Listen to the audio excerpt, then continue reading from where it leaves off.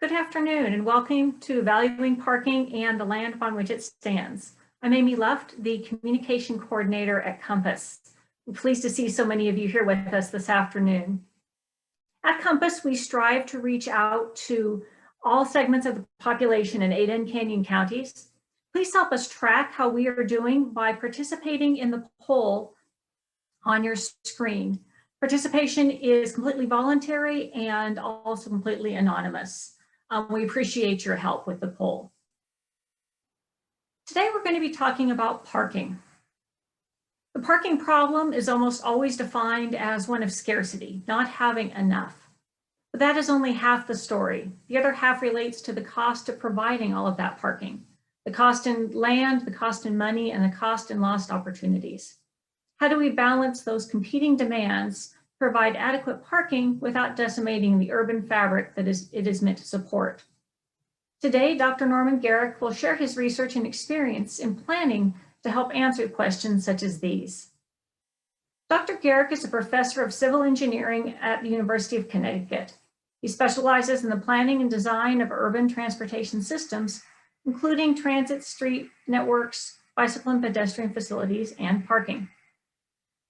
He is a Fulbright Fellow, a former member of the National Board on the Congress for New Urbanism, and as a Congress for New Urbanism International Fellow.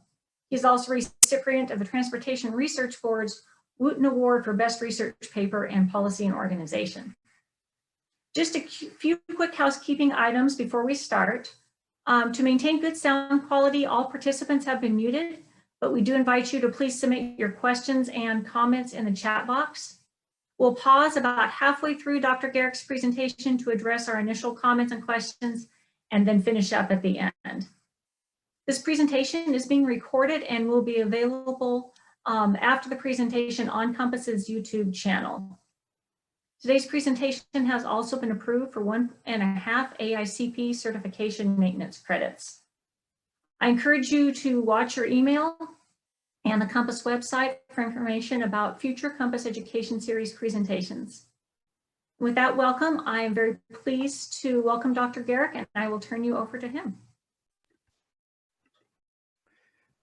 Thank you so much. Thank you. I really appreciate the opportunity to speak to this audience. I've never been to Boise or to Idaho for that matter, but I have heard in the past that it has a good reputation for planning.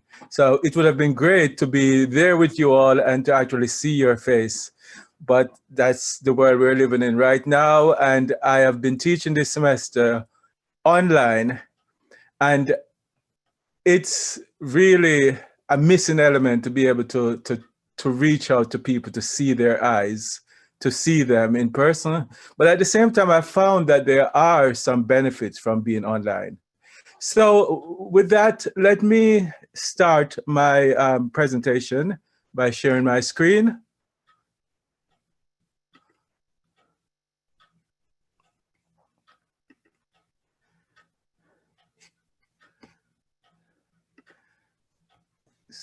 Ooh. 1 second while I negotiate the technology. So can everyone see that slide? My opening slide? Yes, we can. Okay, thank you very much. Okay, so actually, let me start out by talking about this picture. So this picture really is very near and dear to my heart because it's a picture of the main street of Brattleboro, Vermont. And it was a picture taken about 17 years ago when we were doing the first ever parking project that I did. I'm looking over the work that I've done since. I cannot believe how much or how far we have come with regards to digging into this issue of parking. But this project was the first, and it's interesting for me because it was also a very, very difficult project to get funded, because at the time I was told that civil engineers do not study parking. We study things moving, we don't study parking. And I think even to this day, that is the attitude in academia, that we are not interested in studying parking. But parking is so fundamental about how we travel, about the quality of place.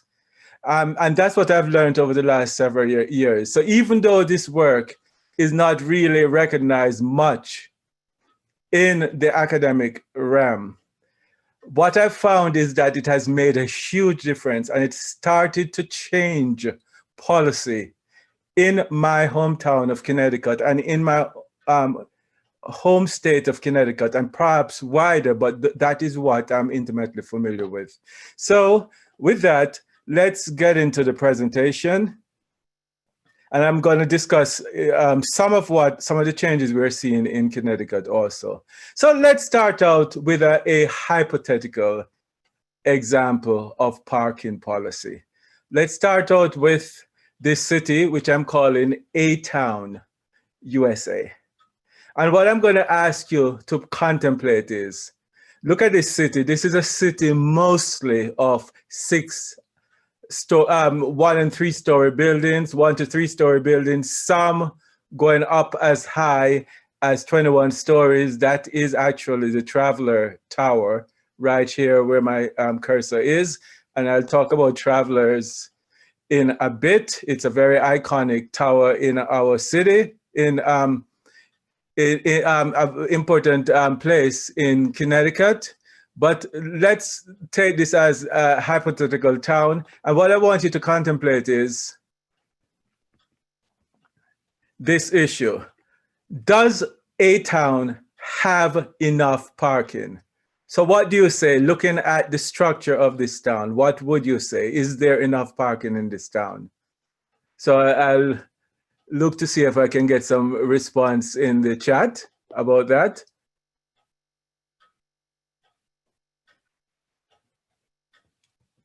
So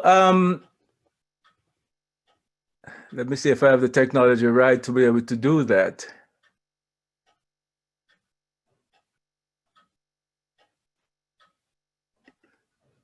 I can read to you some of your responses. Okay. Yeses. One, it could be tight, but it looks like.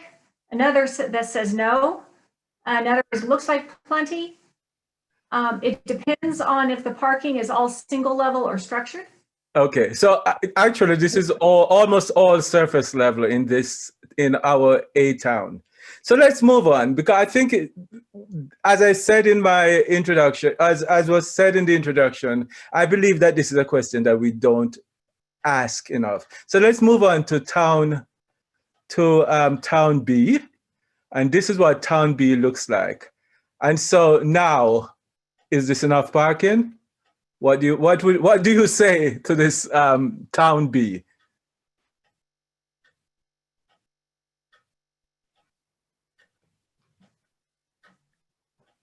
You can see it's a very different city. It's many larger buildings and a lot of parking. About 20% of the surface area in this city is parking. So is this enough parking? We've got a variety of answers from way too much to not enough. Okay.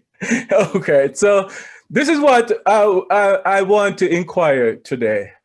And we're going to compare these two, A-Town and B-Town. And let's move on from the issue of parking. And let's think about this town in other ways. And looking at these two pictures of these two towns, what can you say? How does these two towns stack up against each other? How do they stack up from an environmental, from a social, from an economic point of view? So just throw out some of the things that you think you can figure out from these places, looking at these maps.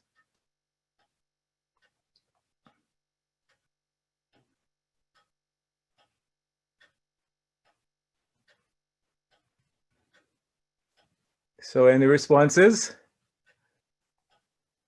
I'm guessing the economy is stronger where there is less parking. B-Town is not a place I'd want to go. Seems more business than fun. Okay. A seems more walkable. B does not look walkable. High pollution due to runoff, brake dust, tire fragments, and CO2. Hard to know without more information. Looks like decent connectivity, but hard to know for sure. Okay. All right. I thank you so much for your responses. I think what is powerful to me is that all of that sense of the place and almost all of what you're saying there is correct about these two places, because I know well, I don't know them personally, but I know B Town. I don't know A Town. And all of what you said about B Town is correct. And what to me is powerful about that is that you can just look at the configuration of the streets, the configuration of the buildings, the configuration of the parking, and you get a great sense of these two places. So what I want to do today, this is Hartford, Connecticut, and what I want to do today is really explore the question of when is enough enough? Also, what is the cost of too much? And also, how do you get B Town or A Town? Is it an accident, or are there policies that lead to one versus the other? So those are some of the things that I hope will come out of what I will be presenting for the next several minutes before the question break. So let's take off the mask and reveal A Town is actually Hartford, Connecticut, 1957. I'm not sure if how many of you are surprised by that or not. Yes, no?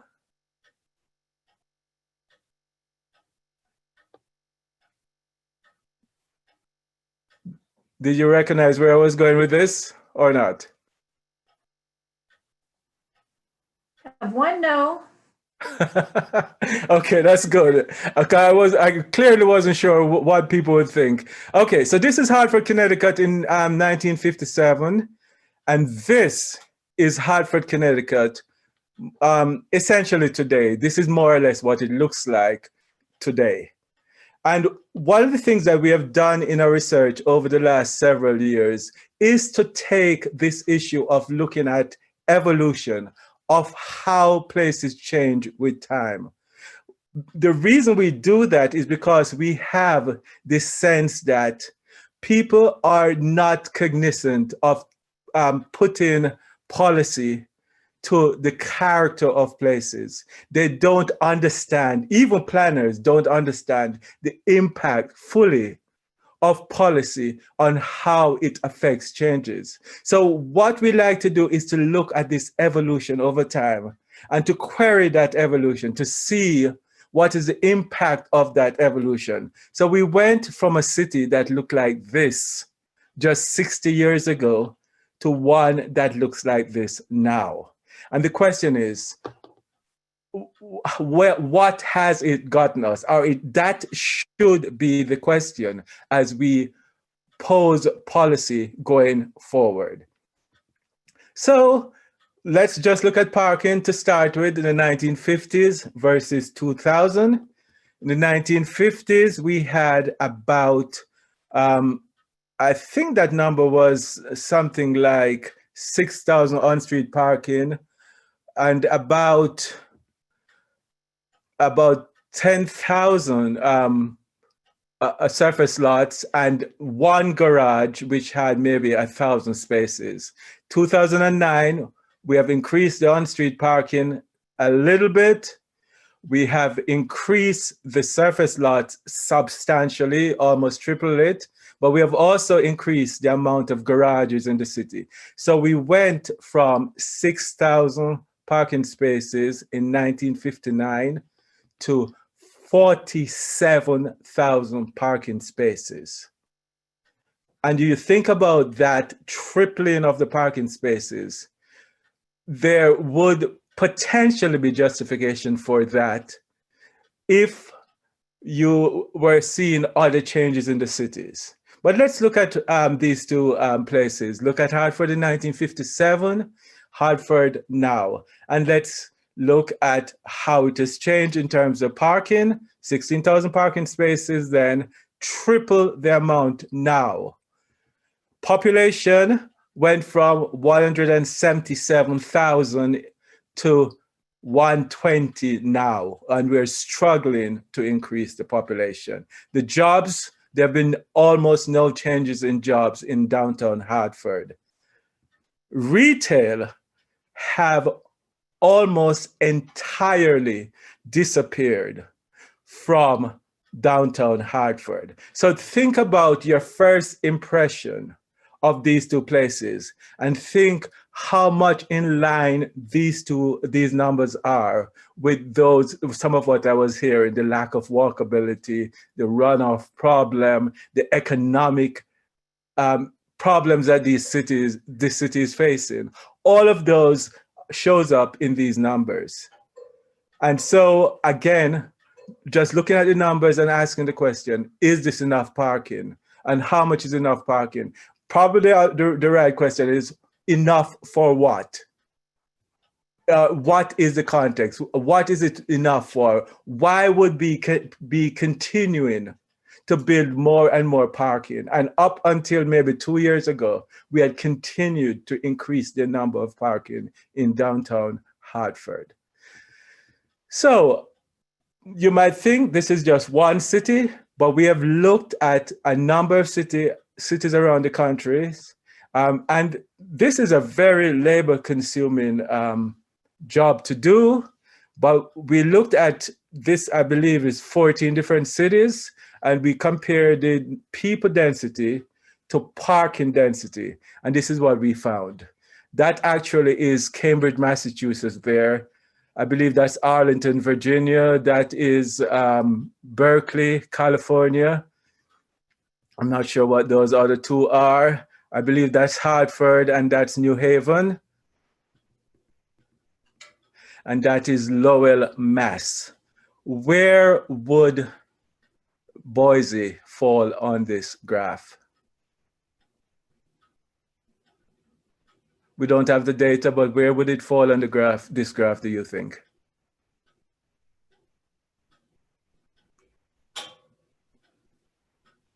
Yeah, lower right, left of center. Lower right. Another lower right. A lower to middle right, lower right. Okay. So again, these are the numbers, and I'm really happy that we have these numbers. I wish we could have the numbers for more cities. But my sense of traveling around the country, of working in different places, is that this is a really good representation of what you find in American cities. As you increase parking, you get less people. So why would we want to do this? Why do we have policies that create cities that look like Lowell, Mass, or even Hartford and New Haven, Connecticut? So let's look. A lot of the work that we have done in parking stems from comparing Hartford and Cambridge, Mass. And over time, we have been told you can't compare Hartford and Cambridge, Mass. And one of the reasons that people say that is because Hartford now is one of the poorest cities in the country. Cambridge, Mass is now one of the richest, more unaffordable cities in the country.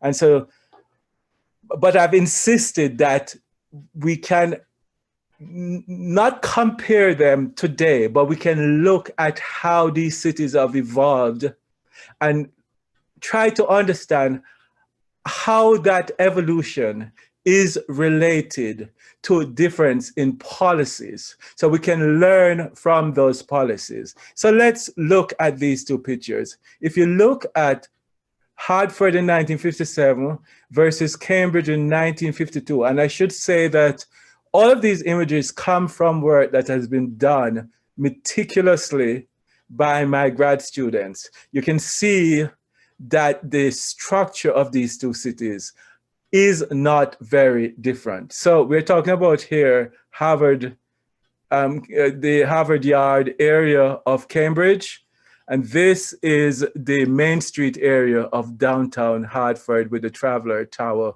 just right there. This is Hartford, 1957. By 2008, you can see the difference. One of the things that happened in Hartford was urban renewal.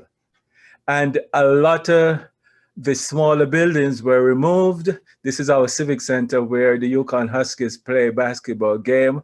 But you also see the increase in parking. And actually, this underestimates the amount of parking because it does not show the under building parking. So all our work really underestimates the amount of parking in Hartford. Cambridge, on the other hand, went through a totally different metamorphism. And you can see it here. The basic structure has not changed. What has happened is that there's been much more infill in the structure. So it's kept the fabric that it had in 1952, and it's added to that fabric, and you can see almost no addition to parking in this city. So this is interesting. And one of the things that we did, one of the studies we did was to look at cities like Cambridge. We looked at cities like Cambridge. We found, and what we mean by cities like Cambridge were cities where the mode share had not increased from 1960 till now.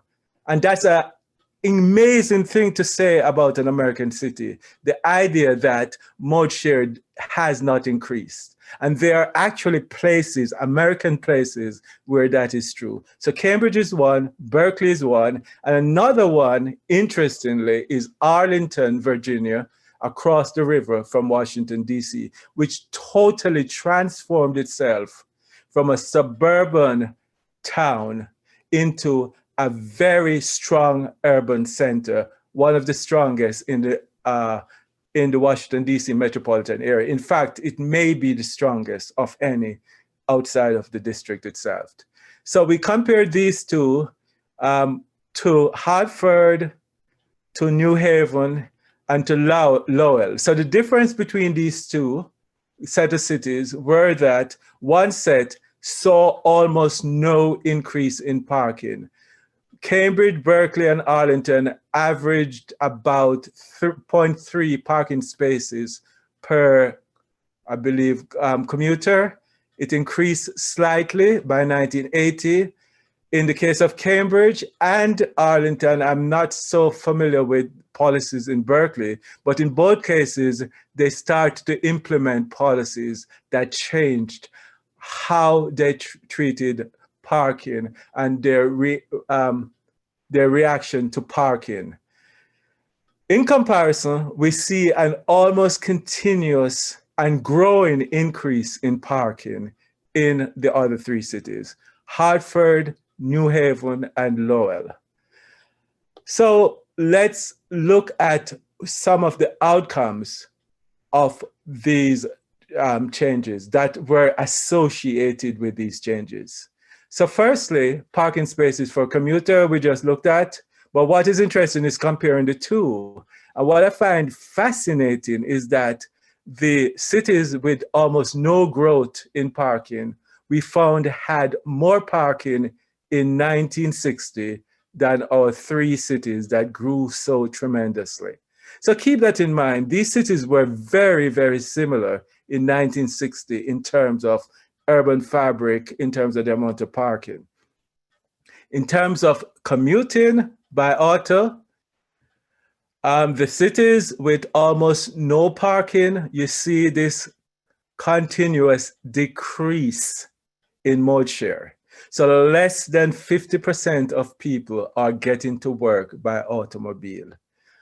In contrast, the cities with this massive increase in parking, we see also a massive increase in the percentage of people driving till there are, you would say, there are auto-dependent cities by the 2000s compared to what they looked like in the 1960s. So again, if you don't like the comparison between Hartford and Cambridge, focus on the trajectory of these different places. And I think this is what is fascinating to me. In terms of density of people, the low parking cities went from not very much more, almost identical to the the fast growth parking cities. The fast growth parking cities actually saw a decrease in the amount of people living or working in these places. The very opposite of what happened in the low growth parking cities. This, to me, is what a city should be striving for. But this is exactly the opposite of what we have seen in all too many American places. All too many places all over the world, including my hometown of Kingston, Jamaica. It's not just an American phenomenon, I want to emphasize. And then the last part, and I'm a little bit leery of this because you can have high per capita income even if you are auto-dependent. But this is what we found.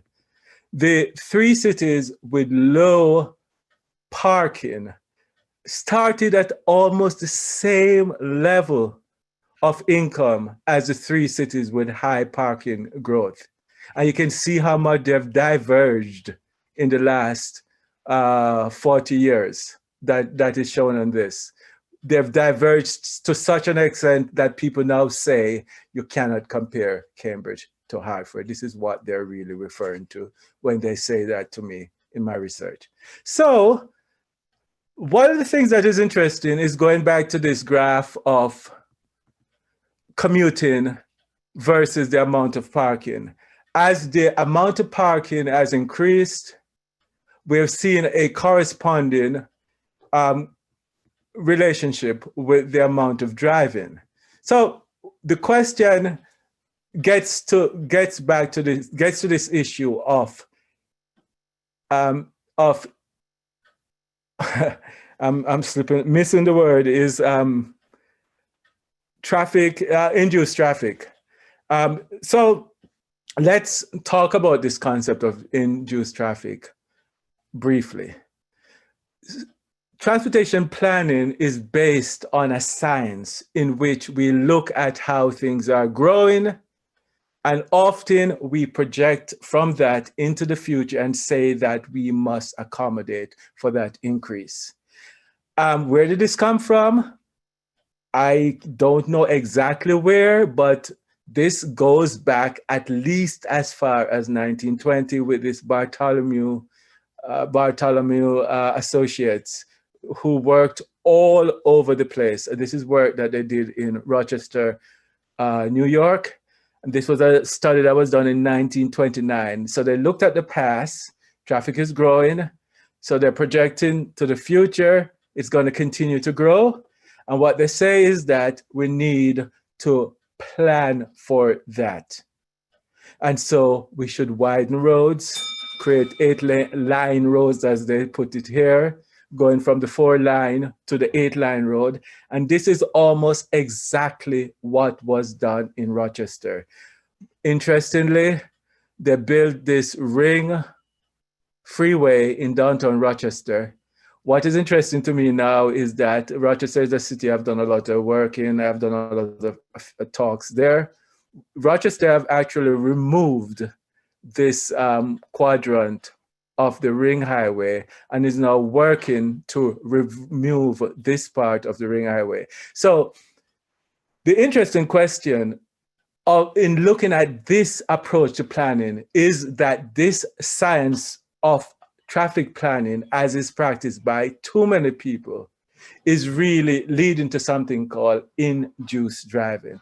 That's what's happened in places like Rochester, not only leading to induced driving, but leading to spreading the population of Rochester all over the countryside. So the question is, does this also apply to parking? Which is cause? Are we responding to is it the fact that traffic is growing, therefore we need more parking? So which is cause and which is effect? Do we build more parking because driving is increasing? Or does more parking lead to more parking, to more driving? It's a really fundamental question that has not really been focused on, but I think it really needs an answer, because a lot of the approaches that we use in transportation planning is premised on the idea that what we're doing in increasing road capacity, in increasing parking, is a response to people needing to drive, people driving more. What we have found with highways is that we are actually creating the demand by building bigger, more roads. So the question is parking the same? Do we also have an induced effect? It's a very difficult question to answer. It's difficult to answer unless we could go back to the 1950s, Hartford, and then maybe do a parallel investigation where we have one city that built a lot of parking and another that didn't build a lot of parking. We can't do that, obviously. So what I did years ago was turn to a method of looking at or really trying to understand cause and effect, and it comes from the field of epidemiology. It was used, put forward in the 1960s as a way to deal with the question of, does smoking cause cancer? In the 1960s, of course, I've been watching Perry Mason. Smoking was ubiquitous. Everybody smoked everywhere, including doctors. And the cigarette companies argued that there was no proof that smoking caused cancer. It changed somewhat with the work of this Dr. Sir Austin Bradford Hill, who demonstrated a way to establish the connection between lung cancer and smoking.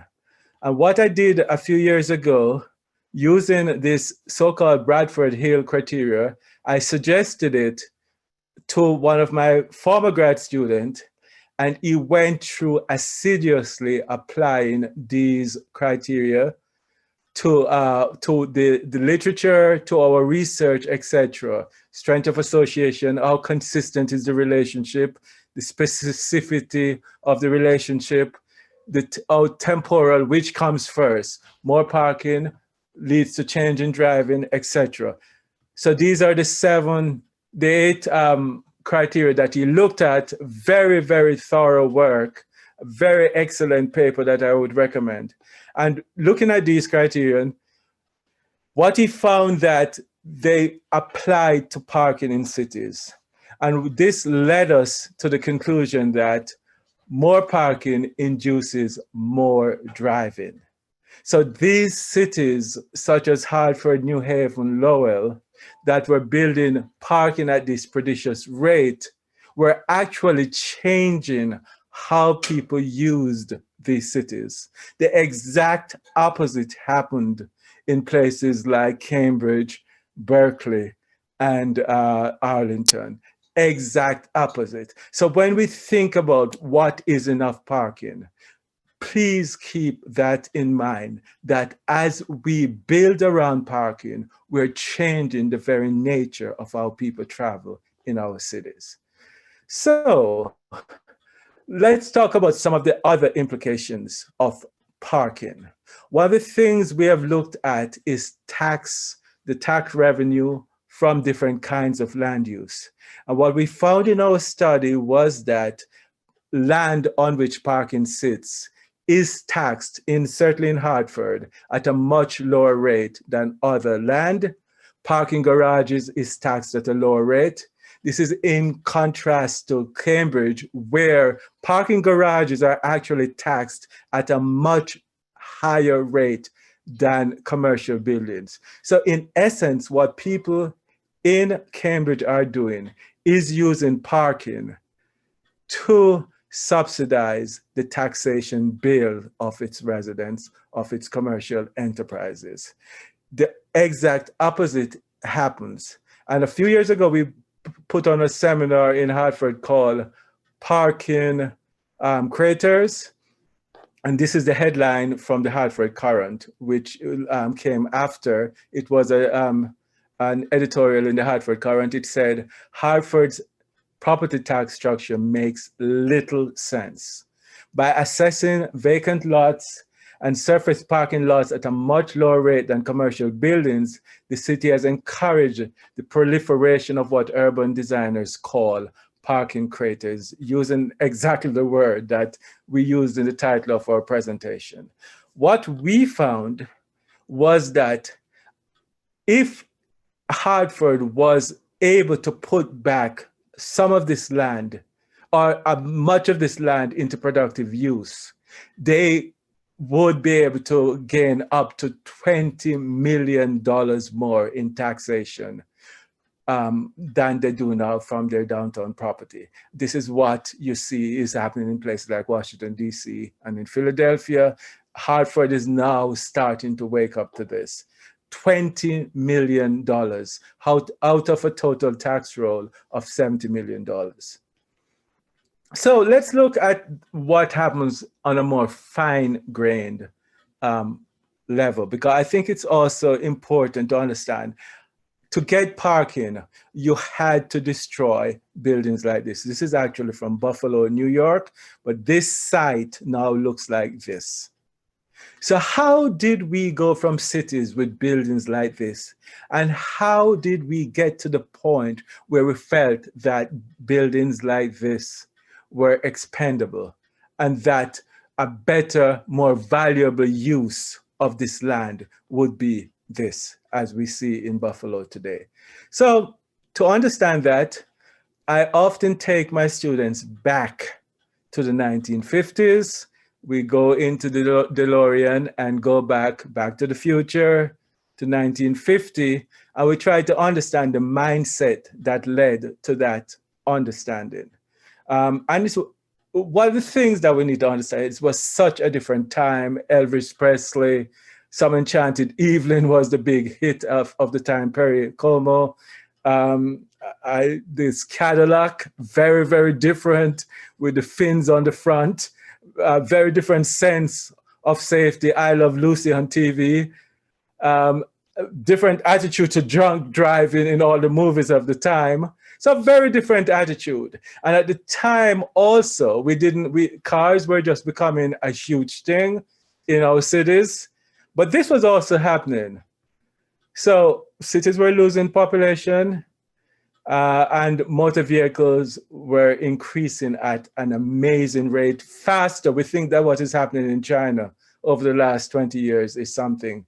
This is what was happening in cities in the West. And by the way, let me ask, does anybody know what city this is? A city that went from 440,000 to 370,000 in 1980. Any guesses as to which city this is?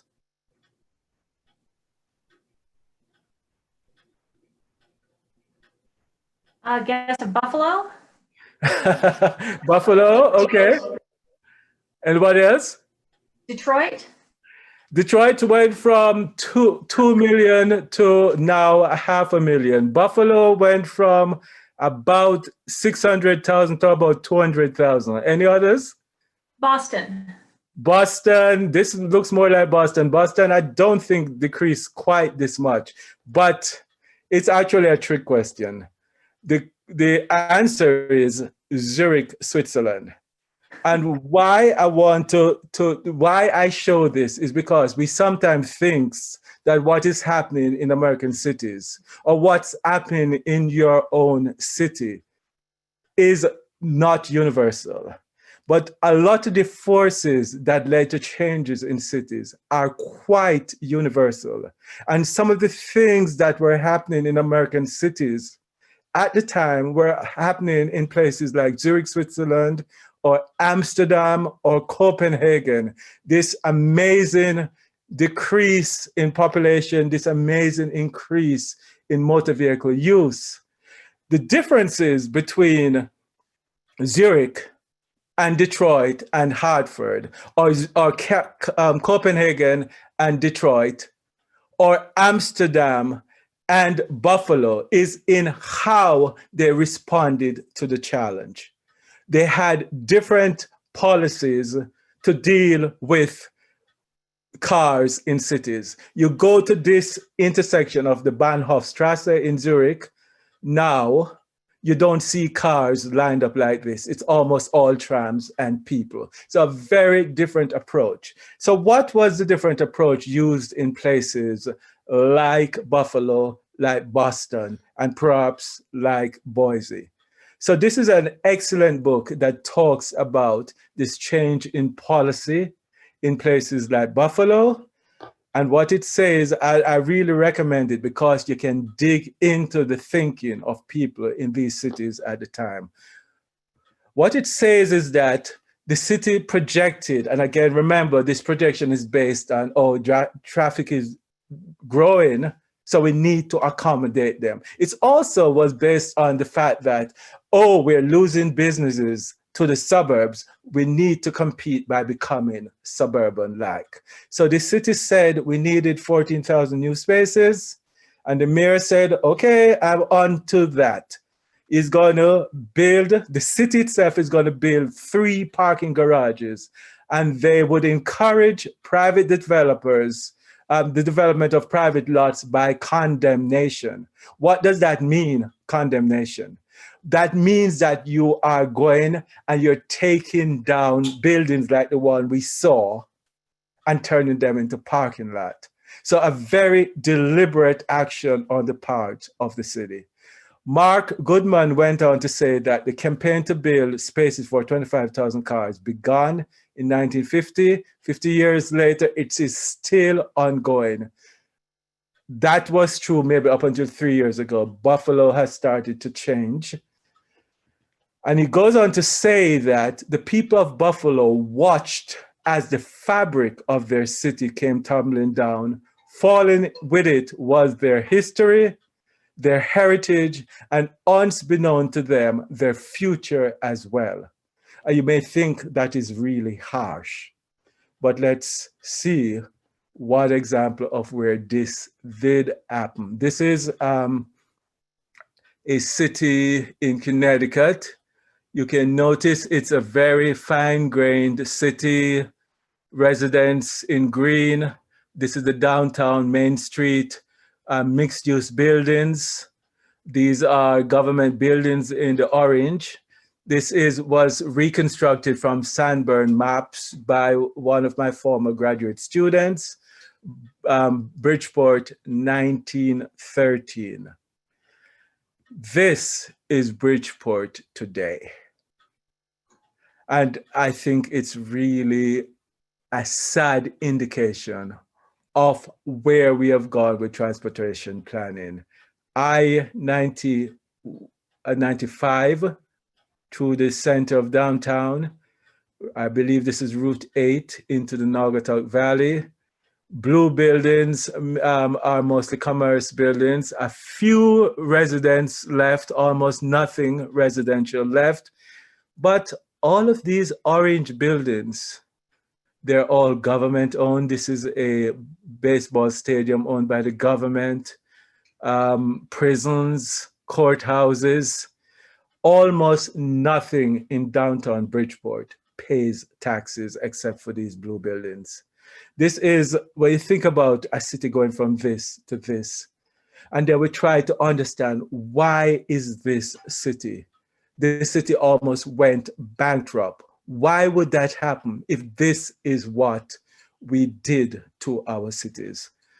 By the way, something really interesting, this in the freeway ramp is a brewery. So that's one remaining interesting thing in downtown Bridgeport. So in Connecticut, we're seeing changes because I think people are finally beginning to realize that this is enough, that we cannot keep doing this anymore. So what we have seen is that Hartford is proud of the fact that after our parking creator conference, they eliminated minimum parking requirements citywide. And they now are proud to say that they were the first city to do so on a citywide basis. Buffalo keeps arguing that they did it before. Hartford, and there's a conversation going back and forth. But then they did this and nothing else for 3 years. And this so frustrated me because the idea of of reforming parking is not just about removing minimum parking requirements. But then this year, this happened. They have gone to almost certain that they're going to pass a new parking ordinance.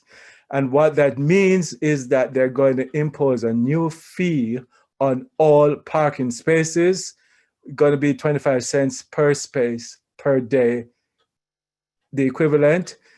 In 2025, it's going to double. And by 2013, it's going to double again. So by 2030, it's going to be $1 per space per day. And I estimate that at this rate, the current rate of 25 cents, it will raise about $2 million more per day for a city that needs every penny it can get into its coffer. $2 million is not close to the $20 million that I mentioned earlier that the city forego by having such lax parking policy. But I think it's a really important step forward. So this is where I wanted to have a break and to see if you had questions that about the material that we've covered so far. So first, a question on what you were just talking about with the charge. The question is that for all parking or just for surface parking lots? It's for all types of parking, surface and garage. In fact, I believe they just changed. It's gone through a lot of iterations, and one of the changes was to include garage. What is exempt is parking that is used mostly for residential uses.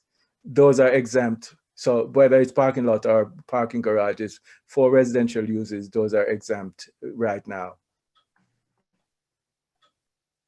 At this point, that is the only actual question we have, but I will share a couple of the comments that we've received. One just says that she's motivated to use alternatives such as Lyft or a bike or a scooter more when knowing that parking is going to be limited, and then really appreciates that. Another person commented earlier on that it seems parking is sometimes developed downtown in an attempt to try to entice people down there to try to encourage development. Also a comment going back to your parking versus driving, that FHWA has said that level of service is not necessarily a requirement to be able to go along with that comment. Then a couple of questions here. First, to the question about the cost of the new fee for parking, is how the businesses responded to that.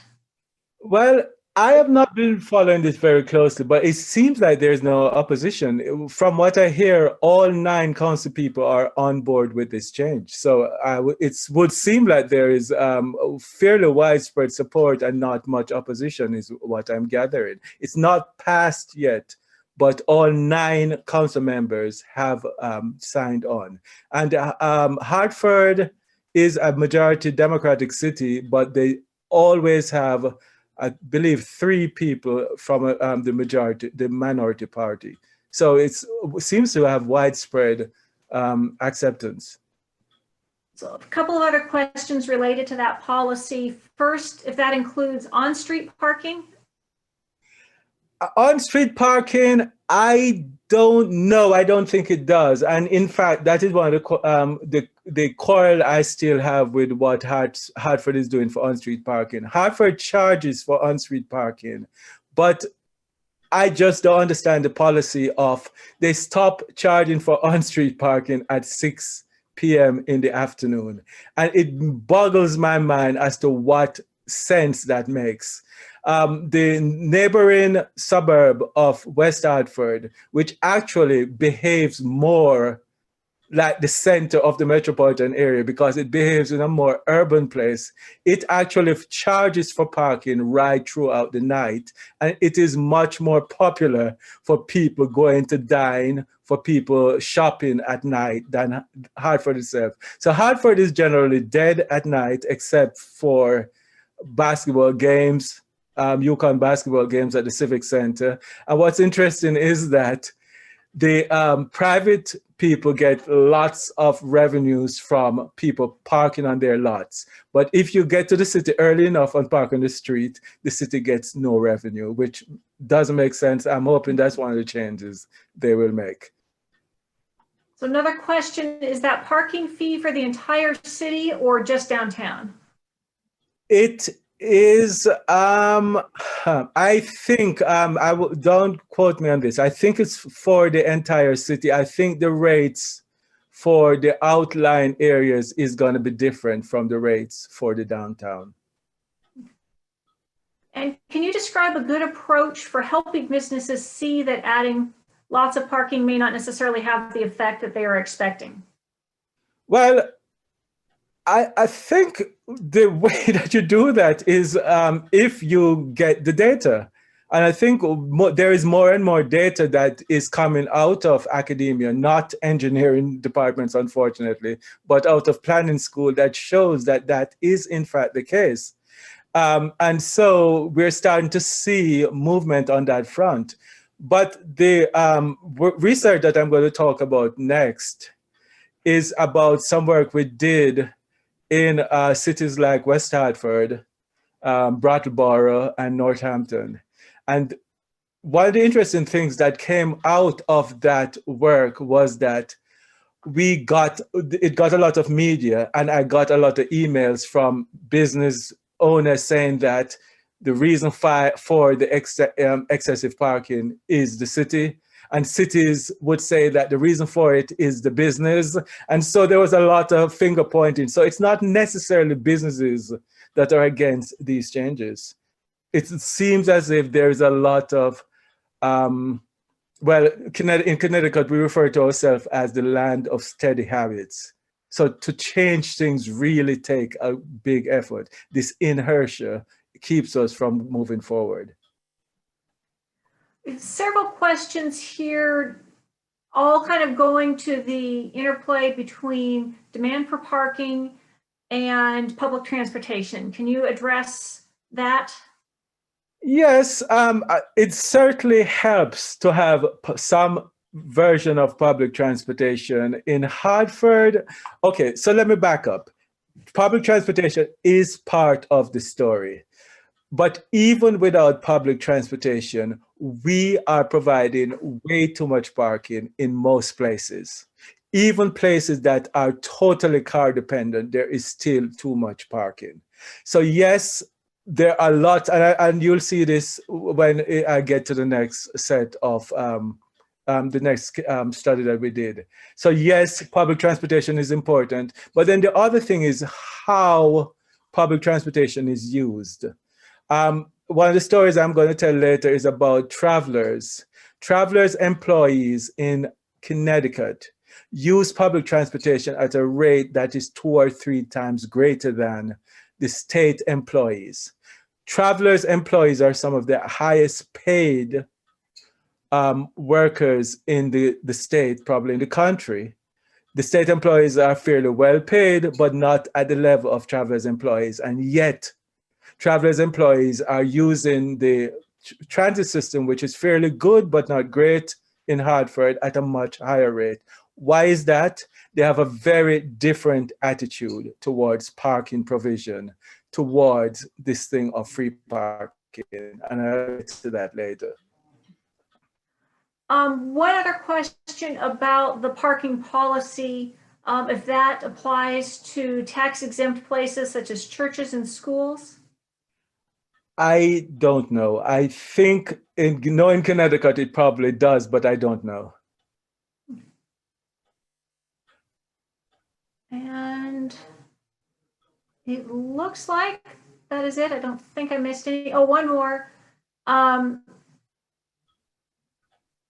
It just jumped from me. From an urban renewal standpoint, does it seem that that really is kind of removing buildings and adding more parking, or is there more to that picture than just kind of that piece of it? I don't think there's that much more. I mean, there are, I can tell you a story about a place in downtown Hartford, there used to be a piano store at the corner of Asylum Street in Hartford, a beautiful building. And years ago, the owner decided that he would get more value out of that piece of land if he took down that building and made it into a parking lot. And this is partly a function of the taxation policy in the city. There was a huge outcry, but not before the piano store moved to the suburbs. Now the building is intact there, is in place, and actually is now occupied by a civil engineering firm.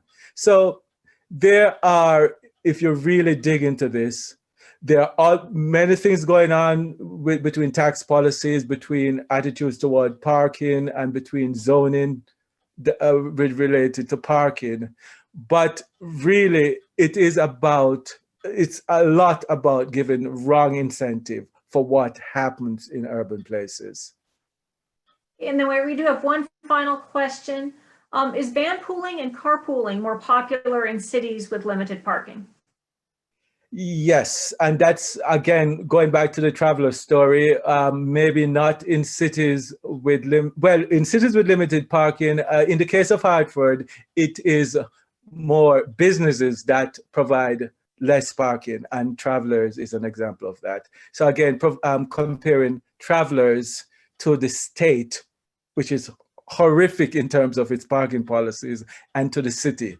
The city and the state are very lax in terms of their policies about providing parking. So if you compare them to travelers, so think about scaling up what travelers is doing on a citywide scale, then you can understand, yes, that is the case.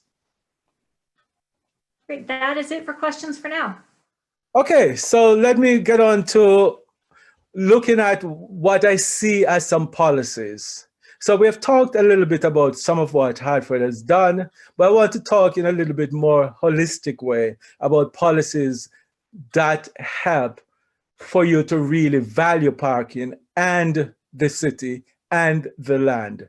And this is going back to the study I talked about initially, the study of Northampton, Brattleboro, and West Hartford compared to 3 suburban places.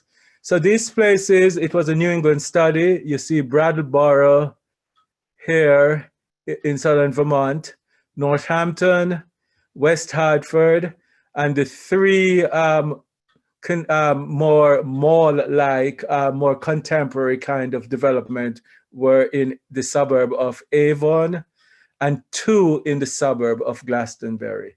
So these are the 3, what I call traditional sites, more town center-like. And these are the 3 more contemporary sites, more strip mall-like environments. Glastonbury Center and Somerset Square in Glastonbury. By the way, Glastonbury was a traditional town center till it was made, it was mallified. So this is the study that we did, just to just give you a sense of what the different places look like. Shopping center land with buildings within acres of parking on both sides of a very busy state road. Office Park over here. This used to be an old ammunition factory. So a very different environment, very typical suburban environment in Avon Center. Also one of the richest towns in the state. West Hartford, in comparison, looks like a lot of parking, but you see very intact street front on LaSalle, on Farmington Avenue, and also on South Main. And you see, this is city parking, which is a managed shared parking, which makes a huge difference in that city here and also across the road. So a more urban environment, and as I said, this tiny town center serves as probably the center of the metropolitan area, because Hartford up until recently seem not to want to take on that mantle. Interestingly, across the road from this traditional center is a new urban, we now have a new urban town center that extends West Hartford. So this is some of the things that we found. So in the traditional site, we found, I sent out my undergrads and grad students to count parking, and we found average parking occupancy of 1 per 1,000 square foot in the traditional centers. Not much more in the contemporary site, more like about 20% more. That was the average occupancy. Peak occupancy, this is Thanksgiving, the Black Friday. We went out on Black Friday, we found peak occupancy was a little bit higher than the average, about, I would say, maybe 25% higher in the traditional sites, much higher in the contemporary site. But you notice it's still around 2 spaces per 100,000. A lot of places have requirements that are way up here, more like 4 or 5 or even more than that. So this is the maximum occupancy. This is what the parking that was provided. So in West Hartford, in the traditional sites, we were using maybe around 60 to 70% of the provided parking during the peak time. In the contemporary, more mall-like sites, we were using less than half, even during the peak time. So this is really what was shocking. But also shocking was this. Both sets of types of towns required almost the same amount of parking. So this is really a legacy.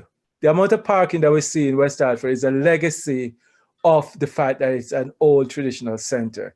If it was being built now, what would have been required at the time in terms of zoning was twice as much parking.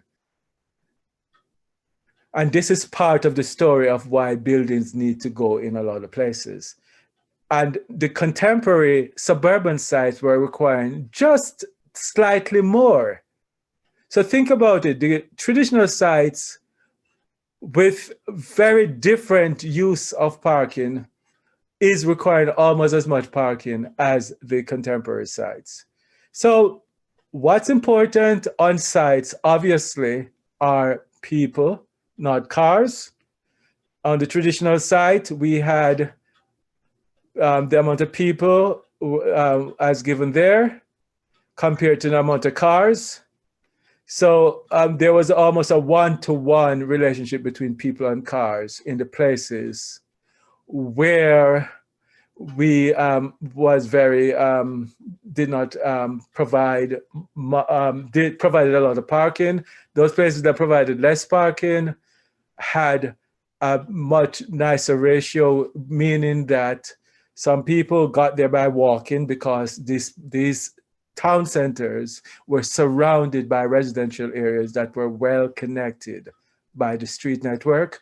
Some people walked, some people biked, they had better transit, and also there was more carpooling. So going back to some of the questions we got earlier, you can see a distinct difference. So many more people and much fewer cars. And I was going about it the wrong way. This was cars in both places. So more cars on the traditional site, but not that much more, but many, many more people, almost twice as many people. What is spending the money? Cars, not the cars, the people. So that's really important. People per acre. The traditional sites were generally much more compact. That was part of their charm. People per acre, many less, almost a third less, again, due to the fact that all of the other things we talked about, plus the fact, so The traditional sites started with more people, but they're more compact. So we are using land much more efficiently in this case compared to the contemporary site. And a lot of the land on the contemporary site, think about it, is also parking. So that's part of the issue also that is reflected here. Minimum parking requirements. So again, well, we've looked at this, so let's just move on. So what are the lessons from these sites? And I think they provide really important and valuable lessons about small places, about how we can start to change the paradigm. So in all the three small New England cities that had traditional town centers and that managed their parking well, what they had was something like you see here. They had a mid-block shared use parking. And interestingly also, they had entrances from the parking lot and also from the main street. This particular case is Brattleboro, but the same thing applies to Northampton and to West Hartford. What is also interesting is that there are lots of New England towns that are around the same size that do not have such well-managed or well thought out approach to parking. So what do they do so well? They manage their parking, they share their parking, they create an atmosphere which is a park wants. So you get into Northampton, you get into Brattleboro, you park your car, since you have to pay.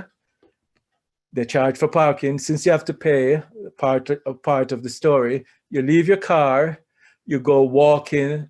It's a much more compact area. The streetscape is beautiful in all three places, so you actually want to walk. So all of those things make them operate differently. What is disconcerting is that even though they have done so much right, they still require way too much parking. This was 15 years ago. I don't know what the situation is now. In fact, I just had a conversation with the planning director of West Hartford, who is trying to make some changes to parking there. So they might have changed in places like Northampton. I'm not sure that this is the case. So somebody brought up the micromobility. So I thought I would just spend some time talking about what I'm referring to as the disruptors. One of those disruptors is Uber, Lyft, etc. And this brings up a lot of question as to whether or not it's going to allow us to reduce parking. And I would say that it's still an open question. We don't know what the future of these services are, since they're not making money right now, even though they are one of the most expensive ways of getting around cities. So what is their future for the long run? How much of an impact are they going to continue to grow? I would say that's an open question. A few years ago, we got a grant from the provost to look into some of these issues. And looking at Uber and looking at AVs in particular. And I must say that since we completed that grant, I cannot say that we have any greater clarity about how these things are going to shape the future, because we keep getting promises, and yet important questions such as for AVs, what is going to be the business model? Really, really fundamental question about if you're going to be able to figure out what parking is going to look like. That's a really fundamental question. We have no better clue right now than we did 4, 5, 6 years ago. So in terms of things like micromobility, the issue, and with Uber also, the issue that they bring about is somewhat different. Is this issue of how are we going to allocate space on the sidewalks but also curb space. We need to have curb space if Uber, for example, is going to be a big part of the transportation system. I think the place that is doing the best work in trying to understand these issues is the city of Seattle, which is now thinking of the curb space not just as a space for parking, but really trying to query what should we be prioritizing the space at the curb for? Is it for bicycle? Is it for parking these micro mobility devices, for bus stops, or for stops of Uber? All of those questions, I think, are going to become more contentious as these things, if and when these things grow in popularity. Bike share, similar issues. So the question of autonomous vehicles, this is an autonomous vehicle that somebody shipped to the district, to TRB a few years ago. And my response was not positive. This looks like the most dystopian idea of what the future looks like. But one of the things that I tell my student is that AVs is not a thing. AV is just a technology that will allow us to do different types of things. And it's not clear yet what those things are going to be. So we are seeing vehicles like this, but are these going to be Uber-like vehicles? Are we going to shift from personally owned vehicles? That is not clear. And until we have clarity about that, I don't think we're going to be able to have clarity about how it's going to affect the urban form.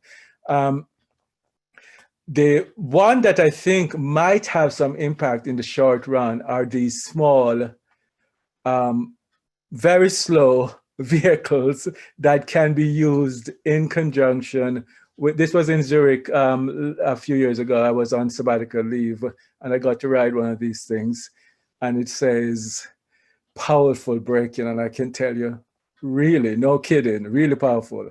But they are designed to go very slow and to be around pedestrian. And I think these might be some of the first type of vehicles that we see in regular use on our streets, certainly in urban places. And it might change where and how much parking we put. It might perhaps, a model that might use these kinds of things would be the model in Chattanooga, Tennessee, which has 2 parking garages at either end of the downtown, and the shuttle then connects things from the parking garages in between the two garages. So that might be a model that might work for a lot of cities with these self-driving shuttles. The other disruptor, of course, that again, we don't have clarity as to how it's going to affect the future of travel and mobility and parking planning, is what we're going through now with COVID-19. This is Hartford, West Hartford, where the city has taken parking spaces and converted it to dining. And this is happening all over the country. And there's lots of predictions about how permanent some of these might be. We don't know. I think some of these will change attitudes in cities, but in terms of the long-term effect of COVID on the type of activities that we see in cities, I think that's still an open question. My personal sense is that we are likely to go back to something that look more like what we came out of. Not exactly, we're going to get some changes, fewer people going into office, but I don't think it's going to be a wholesale change. So with that, I wanted to go through what I think, even in the face of these disruptions, what I think are effective parking management tools. So I think the first thing that actually shocked me when I started doing parking was the fact that there is so little information out there that people are basing decisions on. Even the ITE parking generation models are based on almost nothing, and people use them as if they are out of Holy Mountain. So this issue of actually, we had to go out and count parking spaces, count occupied parking spaces manually. It's not a hard thing to do, but very few places actually have data. So that's the first thing. I was shocked by that in America. I was also surprised in Switzerland. I went through their archive and they actually have parking data going back to 1907. So a very different attitude towards parking. Secondly, we're seeing this happening around the country, Hartford, Buffalo, but there may be at least 50 or so cities around the country that have eliminated minimum parking requirements. Fayetteville, Arkansas was a fairly early adopter. Really good move, but a lot of places think that this is all they need to do. Optimize the use of available parking. We see that in places like what my 3 New England cities are doing. So the shared parking, that's one way of optimizing the use of available parking. Free parking, it's not a thing. Somebody's paying. In the case of Hartford, the people that are paying are the residents of Hartford in terms of their taxes, in terms of the quality of life in that city. There is no such thing as free parking. That's what Cambridge recognized. That's why Cambridge tax parking garages at a much higher rate than the tax useful use of the land. Eliminate, reduce subsidies.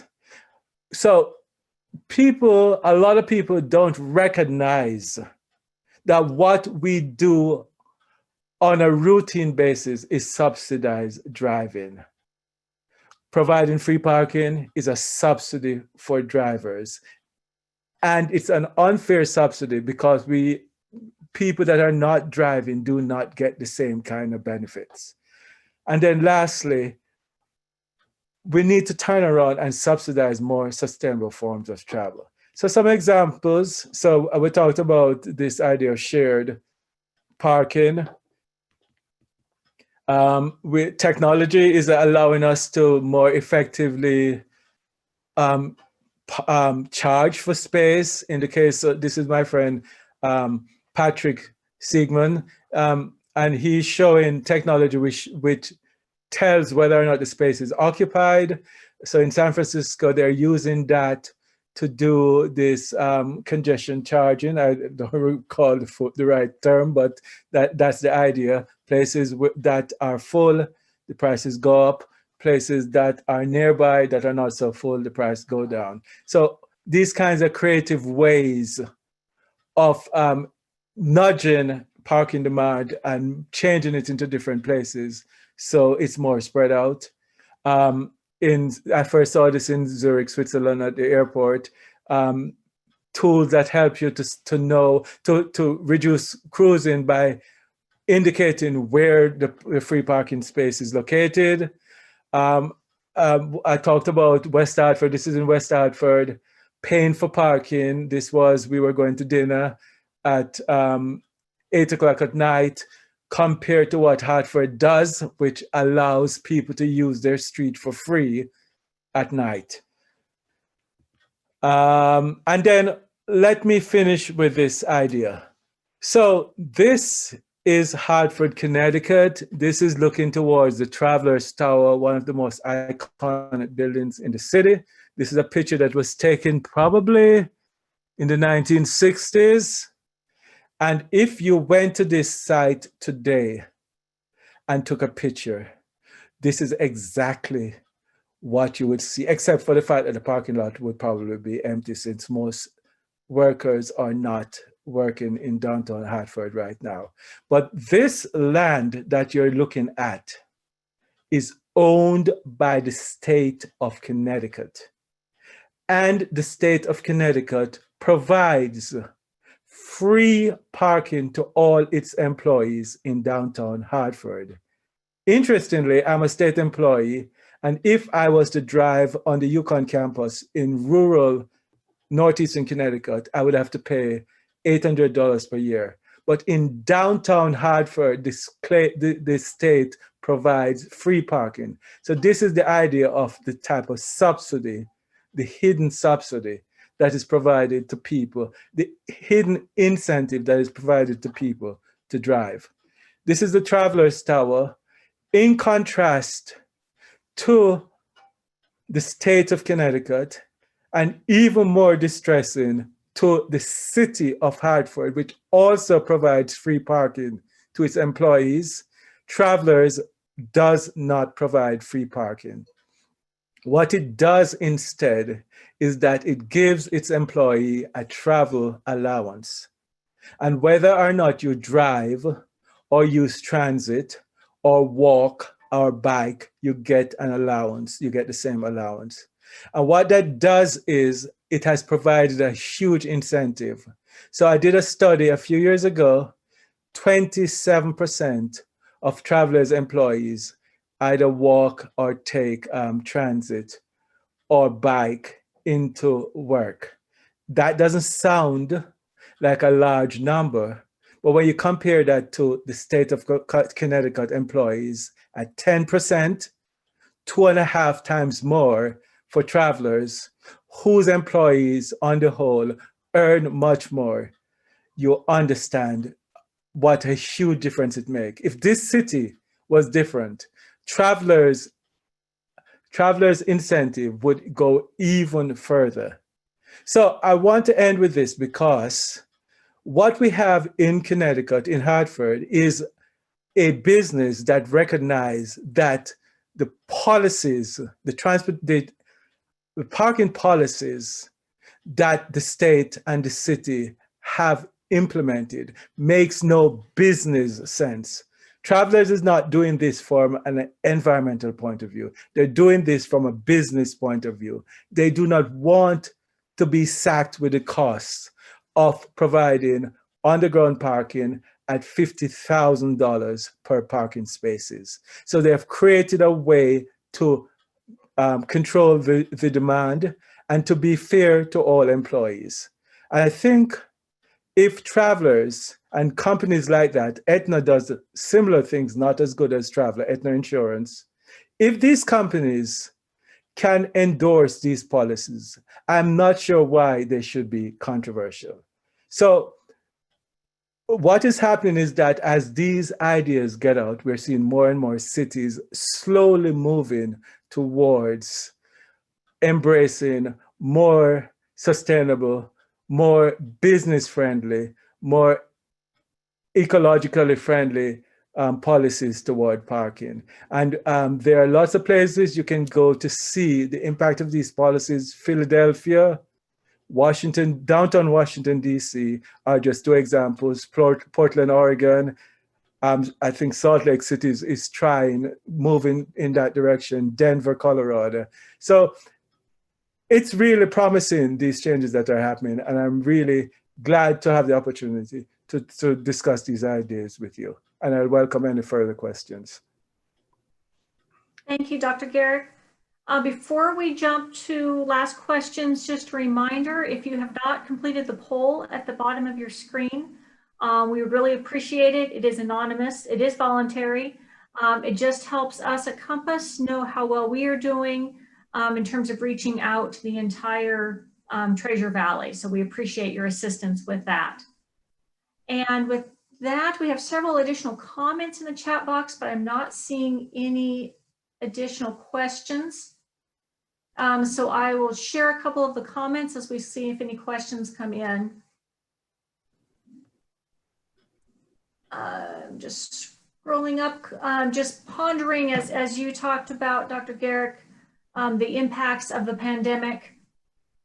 Could it potentially also show a surge in the use of automobiles, of people not wanting to be together in public transit and actually kind of have the opposite impact on parking and maybe going the opposite direction? I think right now that is what is happening. that there is a surge in, not a surge in automobile use, but relative to other types of travel, everything is down, but automobile use is closer to its what pre-pandemic. So that is definitely happening.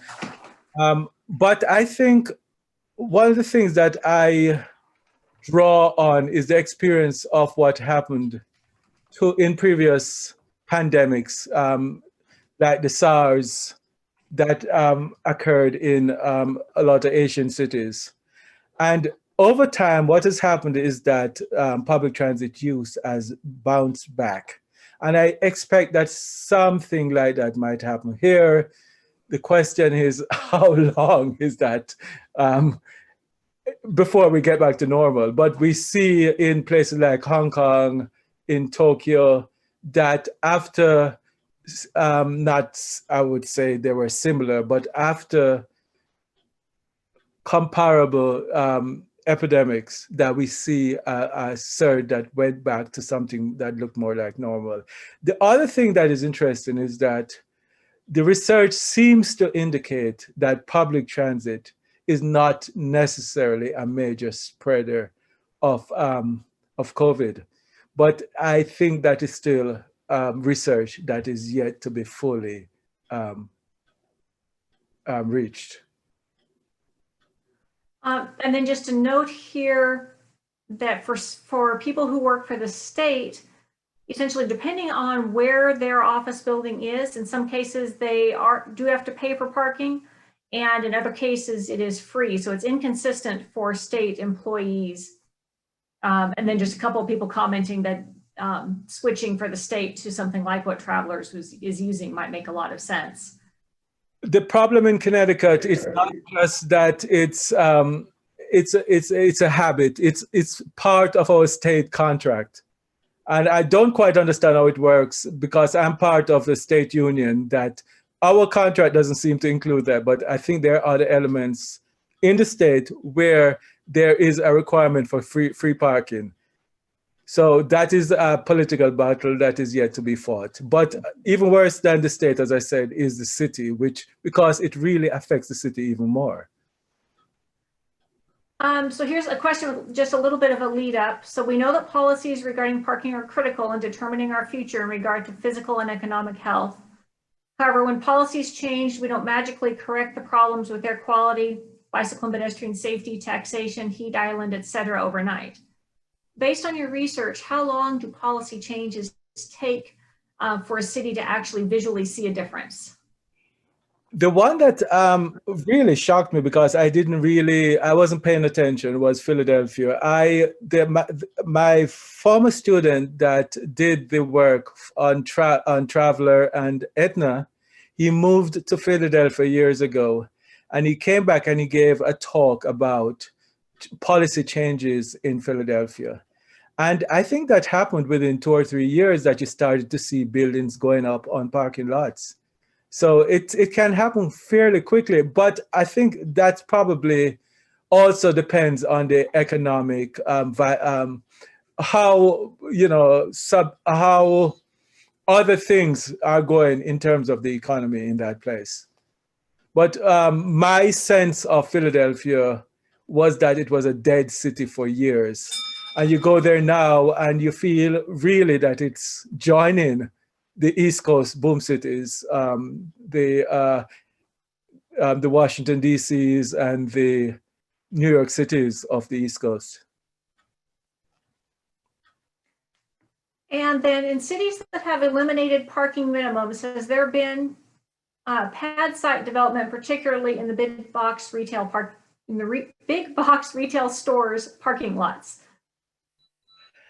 I don't know the answer to that yet. I think it's probably too early. I've been hearing that some of these changes in Hartford has made it easier. Hartford is being transformed into a residential downtown as we speak. And what I've heard is that it's made it easier to develop, especially to develop older buildings with no longer having to acquire parking. It makes it easier to convert older buildings into apartments. I haven't actually studied that, but this is what I've heard by the grapevine. Do you think there's a difference between the built-up eastern cities and the more sprawling western cities and the potential for minimizing automobile commuters? There are differences. So there are a lot of cities in the West that look like, at their core, like eastern cities. And so I know Salt Lake City, for example, and they have some of the same potentials. They went through some of the same cycles. What's more difficult is what is happening at the edges of these cities. In Salt Lake, there is a very strong new urbanist movement. So we are seeing more and more of the new development in Utah taking the form, taking a more urban form. But even places like Avon, which is very, very sprawly, very, very suburbanized, could benefit from moderating their parking policies, from exploring better ways of dealing with parking, of dealing with automobile travel. One of the interesting things is one of the studies, places that we studied is a place called Somerset Square, and it was built, I believe, in the 80s, and it was beautifully constructed, nice architect, beautiful streets, tree-lined streets, but very unwalkable. And part of that is just the configuration. It's not configured in a way. It's building surrounded by parking. So it's not configured in a way that is amenable to walking. So what we're seeing, certainly in places like Salt Lake City, and I think to some extent from what I've heard in Boise, is that we are having a more of a new urban approach to development. And I think that makes a big difference in those environments. Thank you. So it is 2:30, so it is our ending time. We do have 2 additional questions. Dr. Garrick, if you have time to stay on for 2. Yes. But I do want to say thank you for those that do need to get off right at 2:30 to say thank you for attending. I will be following up with an evaluation form that you will receive via email. Your evaluations are extremely important to us. They really do help us plan our education series. So I encourage you to fill that out. We also will follow up once it's posted with the link to the video, the recording of today's presentation as well. So thank you all. And we do have 2 final questions for those of you that have the opportunity to stay on. The first of those last 2 is, can you address how large tracts of land devoted to parking impact housing affordability? Yes, obviously that's one of the important costs. When you force people to build parking, you are forcing an additional cost on developers. Recently was on a call of CNU fellows, and one of my colleagues, Don Solomon, is a architect in San Francisco who is now devoting his time to affordable housing. And he gave an example of a situation where, because of the need for parking, firstly, to try to fit in the parking, they used a very expensive elevator method, but also they had to cut down on the amount of spaces that they could otherwise have provided. So there is a parking cost, and that affects affordable housing in particular, to requiring so much parking. And then final question, can you share any thoughts on robotic and automated parking garages? Are they more feasible in really dense? They are more feasible in dense areas, but can be found in Brooklyn and Los Angeles. Any thoughts on those? I'm not familiar with them enough, but I can say that parking is already very expensive. What it does is it's probably a luxury item that is going to add even more to the construction costs. When we're thinking in parking can be from 30 to 50,000 per space, we're talking maybe another 10, 20,000 added on that with those kinds of systems.